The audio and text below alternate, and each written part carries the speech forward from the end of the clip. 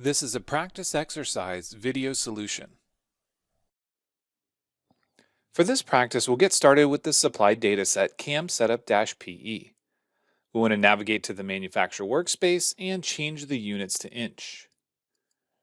We're going to begin creating a new milling setup, so we'll get started by first changing the orientation of the coordinate system by selecting the default Y and then selecting a box point in the upper left-hand corner.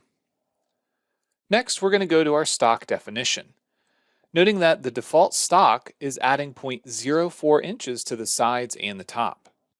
We're going to reset this to use a fixed size box, but we're going to make sure that this is 4.5 inches by 2.5 inches by 1.25 inches.